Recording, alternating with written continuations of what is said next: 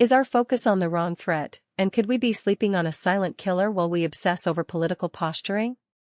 We've spent years locked in a battle over public health mandates and the fallout of a global pandemic, but as new reports emerge about hantavirus, the public is starting to ask, is this the next big wave, or just a misunderstood danger?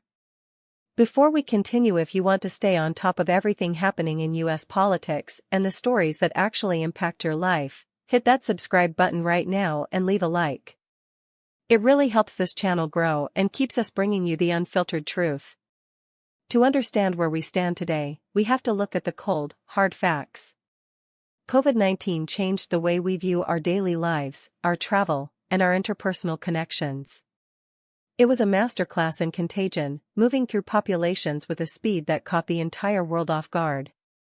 But hantavirus is a completely different beast. Unlike the respiratory transmission that made COVID so pervasive, hantavirus is primarily linked to exposure to infected rodents, specifically their droppings, urine, or saliva. It doesn't typically spread from person to person, which is the single most important distinction when we talk about public panic versus actual public health risk. However, the conversation is shifting. In the world of high-stakes politics, health data is often weaponized. When we compare these two, we aren't just talking about biology, we are talking about how the government prepares for, responds to, and communicates these threats. COVID-19 was a crisis of scale, where the entire population was at risk simultaneously.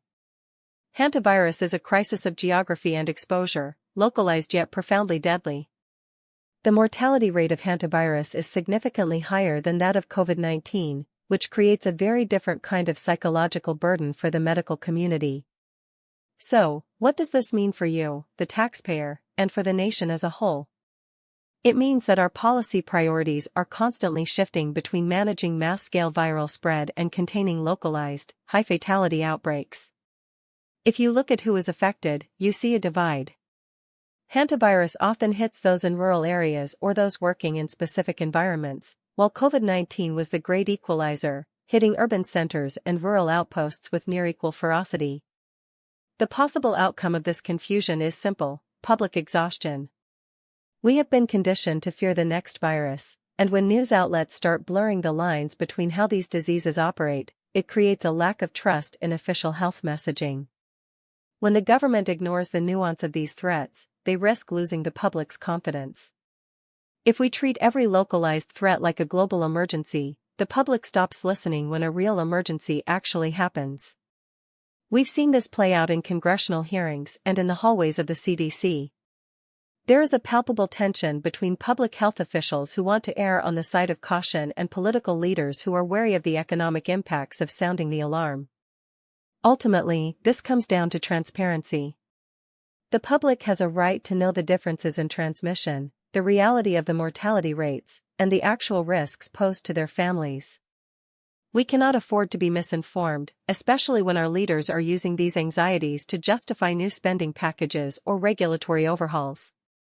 We need clarity, not just another round of sensationalist headlines.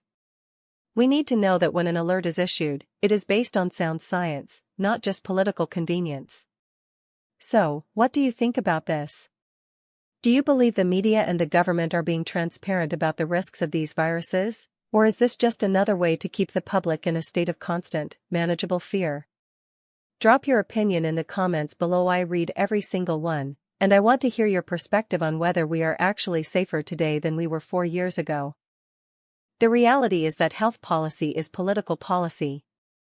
Whether it is how we fund medical research or how we handle public safety, these decisions impact every single one of us. As we move forward, we must remain vigilant, skeptical of the noise, and focused on the facts that define our national well-being.